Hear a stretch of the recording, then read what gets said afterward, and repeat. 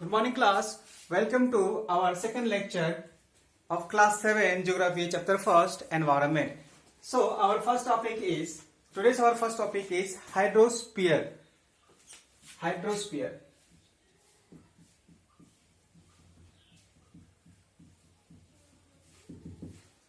Hydrosphere means water. So, let's see what is hydrosphere. The domain of water is called hydrosphere means जहां पर भी हमें पानी मिलता है या फिर जो भी सोर्सेस हैं, sources of water is called hydrosphere. So the sources of water, the domain of water is referred to as hydrosphere. So the definition will be the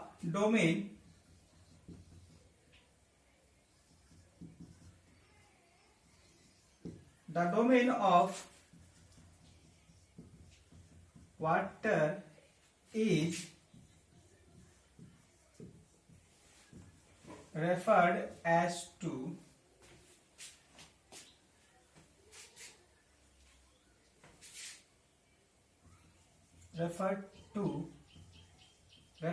as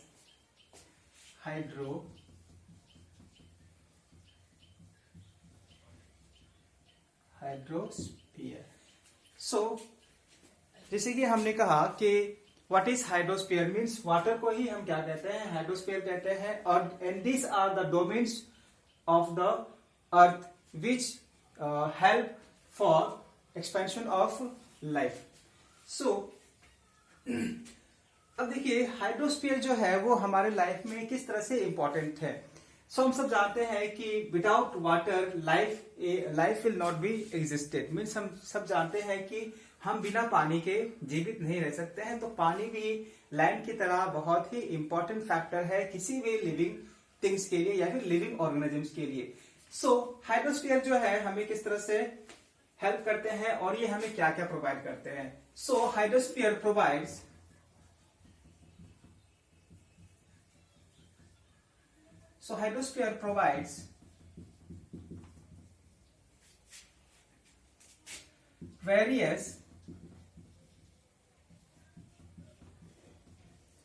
various sources of water bodies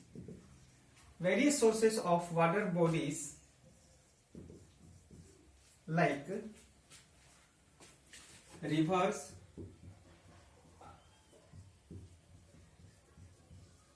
lakes, ponds, sea, oceans, etc. So हमने भी अपने आसपास बहुत सारे reverse देखे होंगे, Pond's देखे होंगे, लेक्स देखे होंगे, सी, ओशंस. सो जितने भी हर वो बॉडी जो कि हमें वाटर सप्लाई करते हैं उनको हम किस में रखते हैं, हाइड्रोस्फीयर में. So hydrosphere is very important for any living organism in this environment. So our next topic is atmosphere.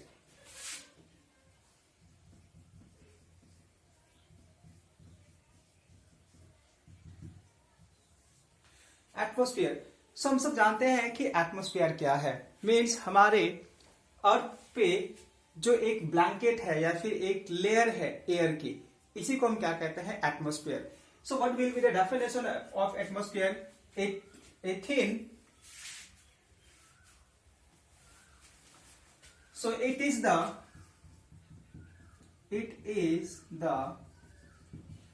thin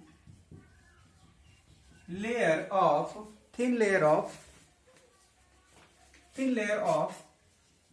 air that surrounds the earth. It is the thin layer of air that surrounds the earth is called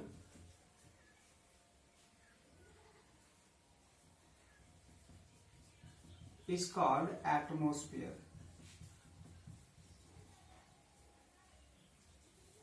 that is called atmosphere. या फिर हम इसको इस तरह से भी लिख सकते हैं,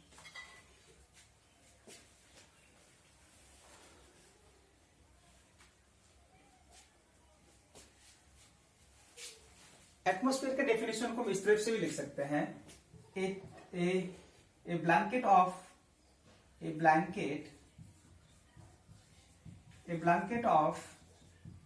एयर that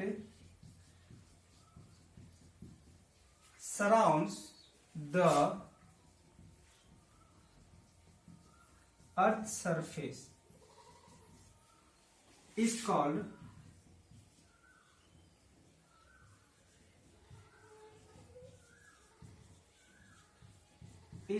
atmosphere। So हम इसको दो तरह से लिख सकते हैं। There are so many definitions of atmosphere. So according to your book, atmosphere, it is the thin layer of air that surrounds the earth is called atmosphere, or you can also write a blanket of air that surrounds the earth's surface is called atmosphere.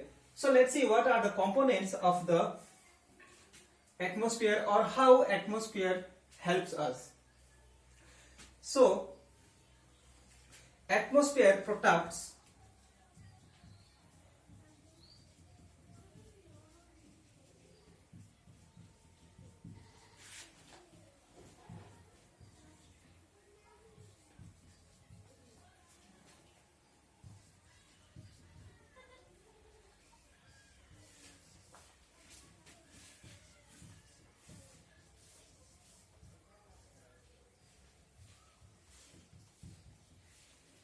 harmful UV rays and scorching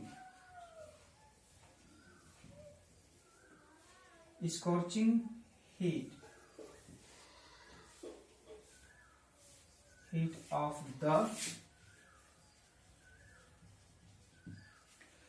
so let's no class कि atmosphere जो है वो हमारे लिए क्यों important है।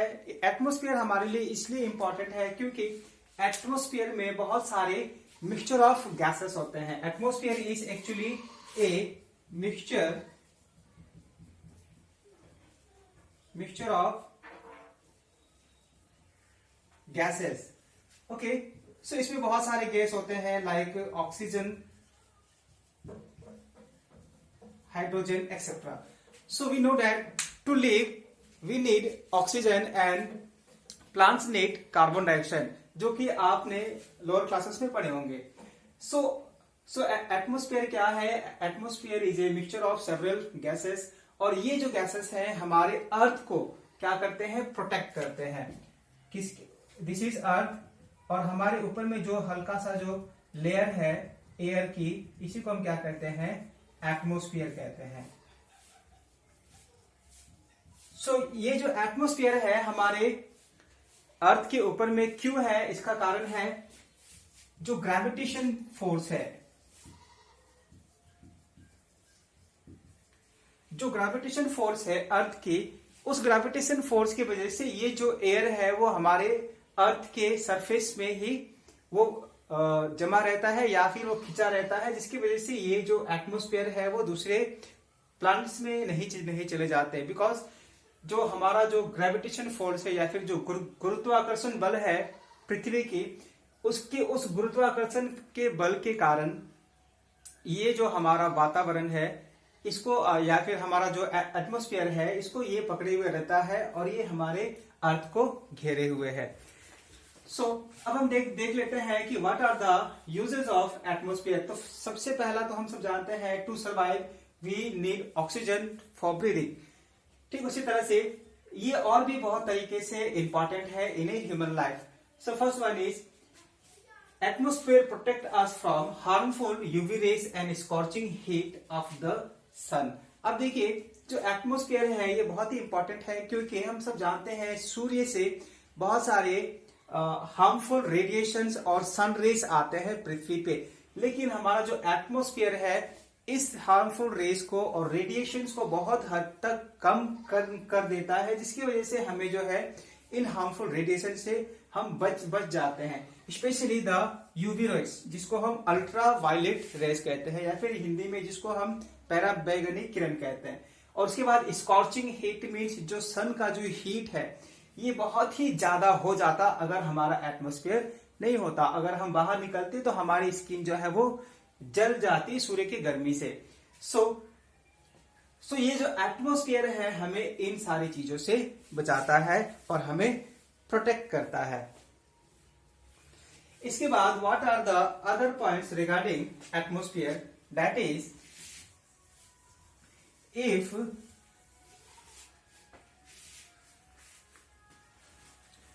if the changes in the atmosphere, if the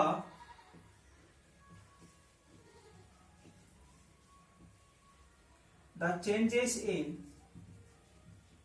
atmosphere produce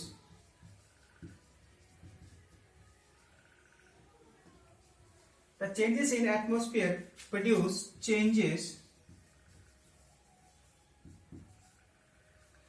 changes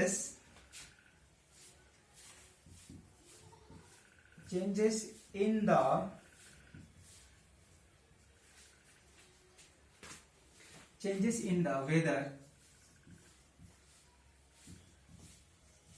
weather and climate.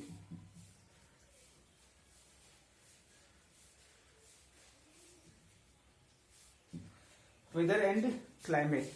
So atmosphere में अगर हमारे एटमॉस्फेयर में कोई परिवर्तन होता है, कोई बदलाव होता है, तो हमारे अर्थ में जो भी वेदर है या फिर जो क्लाइमेट है ये भी क्या हो जाएंगे, चेंज हो जाएंगे। मीन्स हम कह सकते हैं कि if atmosphere changes then our climate and weather will also change to the surface. अगर हमारे बाहरी मंडल में या फिर हमारे जो आउटर स्पेस है उसमें जो हमारा एटमॉस्फेयर है उसमें अगर एटमॉस्फेरिक प्रेशर में या फिर किसी तरह से भी उसमें चेंजेस आते हैं तो उसका इफेक्ट हमें हमारे सीजन्स के रूप में या फिर वेदर के या फिर क्लाइमेट के रूप में हमें उसको देखना होगा। अगर हमारा एटमॉस्फेयर चेंज होता है तो हमारा क्लाइमेट भी और वेदर भी चेंज हो जाएंगे। So class, all students are asked to note down these points in your notebook, and we'll move to our next topic.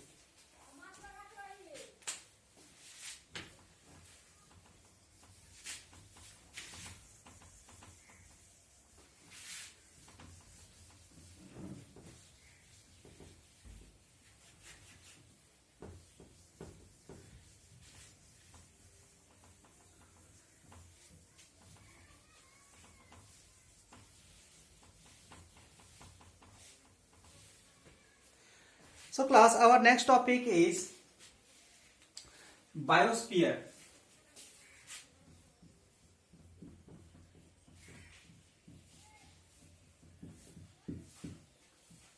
So class, know what is biosphere.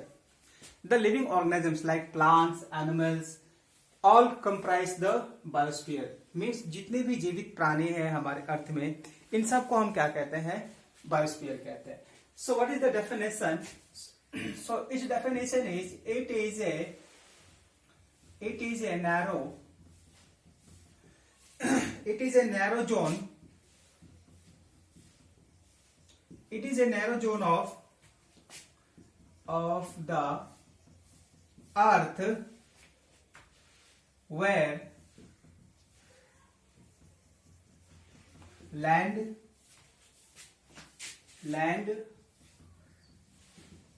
water, air interact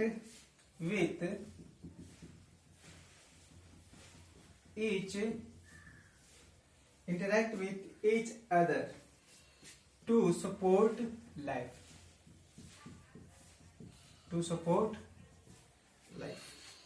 Is called biosphere. So class, biosphere का मतलब होता है कि हमारे आसपास हमारे environment में जो भी चीजें हैं, फॉर एग्जांपल लैंड है, वाटर है, एयर है, तो ये तीनों जो है मिलकर के हमारे लाइफ को पॉसिबल बनाते हैं अर्थ पे। अगर ये तीनों नहीं होते तो हमारे we will not be living things in this planet. So हम सब जानते हैं कि लैंड जो है बहुत इंपॉर्टेंट है, लिथोस्फीयर, जिसपे हम क्या करते हैं, एग्रीकल्चर करते हैं, transportation, making buildings. And water is use for irrigation, cropping, drinking and domestic uses. And उसके बाद air for breathing and several there are so many uses of atmosphere और एयर। तो ये जो तीनों हैं जब वो एक साथ मिल करके ही क्या बनाते हैं, बायोस्फीयर, और बायोस्फीयर की वजह से ही ह्यूमन बींग जो है वो सर्वाइव कर रहे हैं, means we are living in this planet. So biosphere it is a narrow zone of the earth where land, water and air interact with each other to support life is called biosphere. So class, our next topic is what is ecosystem.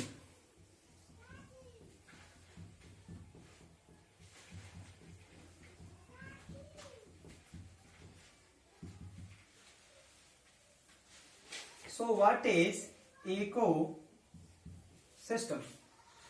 So class, let's know what is ecosystem. Ecosystem को अगर हम दूसरी language में कहें तो हर वो परिवेश या फिर हर वो एनवायरमेंट जहां पे प्लांट्स और एनिमल्स जो है वो इंटरडिपेंडेंट है या फिर आइदर इंटरलिंक्ड है। फॉर एग्जांपल, अगर एक एनिमल है तो उसको जीवित रहने के लिए क्या चाहिए, ग्रास चाहिए, वाटर चाहिए एंड लैंड टू सर्वाइव। सो ठीक उसी तरह से एक प्लांट्स को भी क्या चाहिए, वाटर चाहिए, लैंड चाहिए, एयर चाहिए। सो हम कह सकते हैं ये दोनों जो है इन सब के बिना नहीं रह सकते हैं, because plants prepare their own foods, और उसके बाद इनको क्या चाहिए, वाटर चाहिए, लैंड चाहिए और एयर चाहिए। इसके बाद एनिमल्स को क्या चाहिए, ग्रासेस चाहिए, means food, water, land and air. So ये जो चीजें हैं वो उन्हें एक ही परिवेश में मिलेंगे, अगर, क्योंकि ऐसा नहीं होता कि एनिमल्स के लिए अलग कुछ वर्ड है और प्लांट्स के लिए कुछ अलग है, means they have to interdependent और interlink with each other for their survival. So ecosystem को हम इस तरह से भी डिफाइन कर सकते हैं, the interdependence of plants and animal in a given environment is called ecosystem. So once again, let's see what is ecosystem. The interdependence of plants and animals in a given area to support life is called ecosystem. So let's see the definition of ecosystem.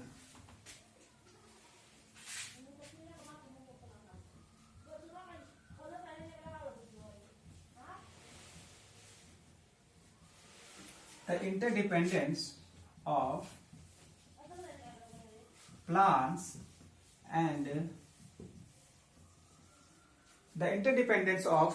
and animals in a given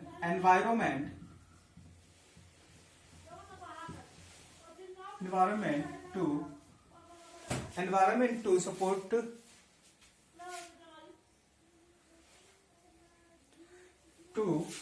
life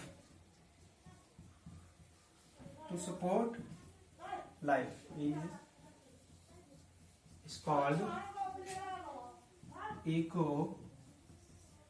ecosystem. So what is ecosystem? The interlinkage or interlink or the interdependence of plants and animals in a given environment to support life is called ecosystem. Means plants और animals जो है वो एक जगह पे ही रह करके जिंदा एक जगह पे ही वो जिंदा रह सकते हैं, क्योंकि ये जो है किसी भी एक पार्ट को अगर हमने डिवाइड कर दिया आइदर प्लांट्स और एनिमल्स, तो ये हमारा जो भी लाइफ साइकिल है वो पूरी तरह से डिस्ट्रॉय हो जाएंगे। सो ecosystem, I hope you all have understood what is ecosystem. So let's recall it. So what is ecosystem? Ecosystem is the interdependence of plants and animals in a given environment to support life is called ecosystem. So ecosystem है क्या? So let's see what is ecosystem or what make an ecosystem. So what makes ecosystem? So let's see क्या चीजें हैं या फिर क्या क्या मिलकर के इकोसिस्टम बनाते हैं। So an ecosystem can be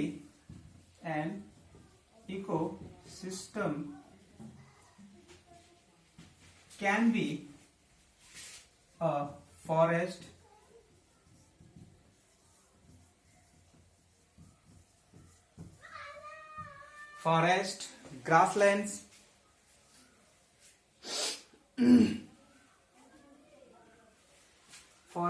grasslands, mountains, lakes, ponds, deserts, etc. So ecosystem है क्या? इकोसिस्टम मीन्स एक ऐसा जगह जहां पे हमें प्लांट और एनिमल दोनों मिलेंगे। फॉर एग्जाम्पल फॉरेस्ट में हमें प्लांट्स भी मिलेंगे, एनिमल्स भी मिलेंगे, ग्रासलैंड में भी। तो ये सारा का सारा जो प्रोसेस है means an ecosystem is the interdependence of plants and animals in A given area is called ecosystem. अब देखिए एक इकोसिस्टम बनता कैसे है। फॉर एग्जाम्पल आपको अगर मैं कहूं कि आप जाइए और अपने घर के आसपास एक इकोसिस्टम क्रिएट कीजिए। सो ये बहुत ही आसान है, हम जो है इकोसिस्टम क्रिएट कर सकते हैं। उसके लिए हमें कुछ नहीं करना है, एक बस आपको क्या करना है, एक प्लॉट ऑफ लैंड लेना है, इसको आपको क्या करना है, प्लाव करके छोड़ देना है। इसके बाद यहाँ पे देखिएगा कि बहुत सारे ग्रासेस निकल गए होंगे, ठीक है, ग्रासेस निकल जाएंगे, घास हो जाएगी इस खेत में, ठीक है। आपको क्रॉपिंग नहीं करना है, ठीक है। जब ग्रासेस निकलने आएंगे तो यहाँ पे इन ग्रासेस को खाने के लिए कौन आएंगे, ग्रास होपर्स आएंगे, ठीक है। ग्रास होपर के पीछे कौन आएंगे, फ्रॉग्स आएंगे, फ्रॉग्स के पीछे कौन आएंगे, स्नेक्स आएंगे, स्नेक के पीछे ईगल्स। ठीक इसी तरह से ये जो है एक छोटे से इकोसिस्टम का पार्ट बन जाएगा। मीन्स ये जो प्लॉट है, ये जो प्लॉट ऑफ लैंड है आपका, आपने इसको एक छोटा सा इकोसिस्टम क्रिएट कर दिया है। मीन्स जहां पे पहले कुछ नहीं था, आज यहाँ पे आपको प्लांट्स भी मिल जाएंगे और एनिमल्स भी मिल जाएंगे। ठीक इसी तरह से इकोसिस्टम जो है बहुत ही इंपॉर्टेंट पार्ट है हमारे लाइफ का।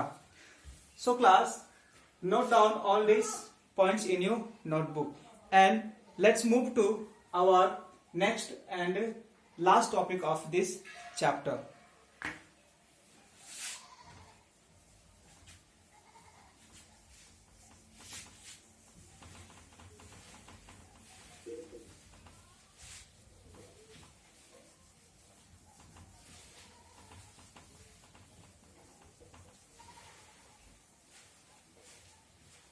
So class, our last topic is human environment.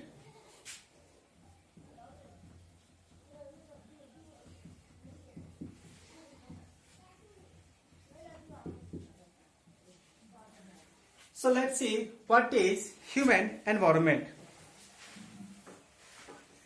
So देखिए ह्यूमन एनवायरनमेंट क्या होता है, इसको हम पहले समझ लेते हैं। What is human environment?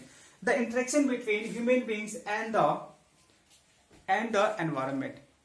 Interaction between human being, लोगों के बीच में जो इंटरेक्शन है, बात करना है या फिर जो भी चीजें लेनी है देनी है, इंटरेक्शन। और साथ ही साथ ये जो इंटरेक्शन है किसके साथ करना है, एनवायरनमेंट के साथ। फॉर एग्जांपल लोगों के साथ हम बातचीत करते हैं, लोगों से हम बहुत सारी चीजें उनको देते हैं, बहुत सारी चीजें उनसे लेते हैं, तो इसको हम क्या कहते हैं, interaction between people.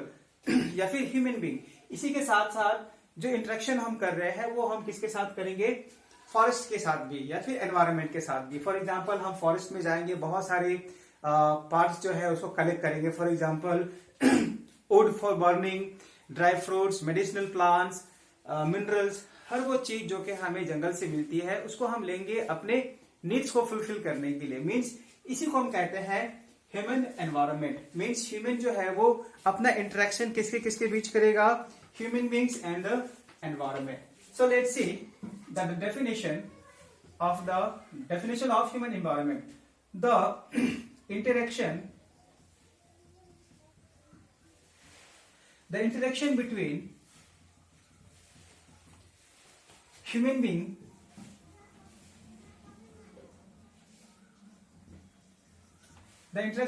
human beings and the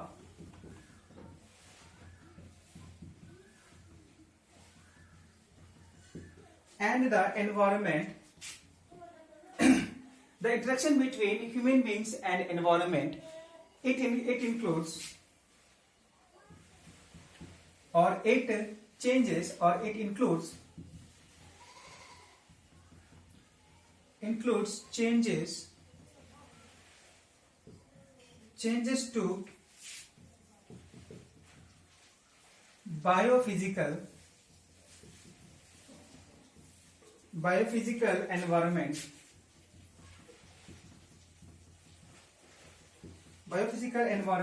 and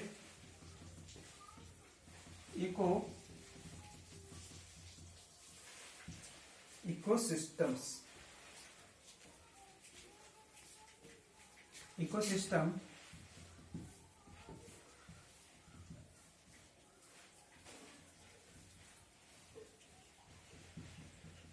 directly or indirectly to satisfy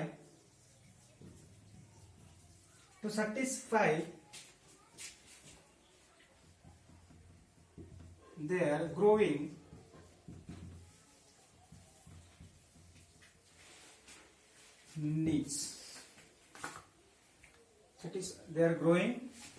needs. So basically class, let's see once again what is human environment.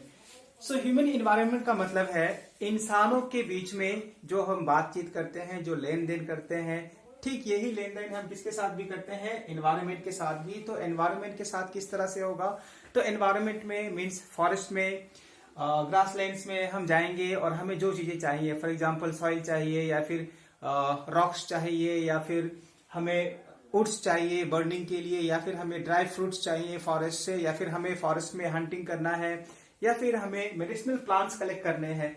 तो ये जो इंटरेक्शन है मीन्स इंटर एक्सचेंज या फिर जो है ये जो एक्सचेंज है या फिर इंटरेक्शन है बिटवीन ह्यूमन बींग्स और एनवायरनमेंट, इसी को हम क्या कहते हैं, ह्यूमन एनवायरनमेंट कहते हैं। बट ये जो इंटरेक्शन है ह्यूमन बींग्स का विथ नेचर, इसमें बहुत सारी चीजें होती है। Like it includes changes to biophysical environment and ecosystem.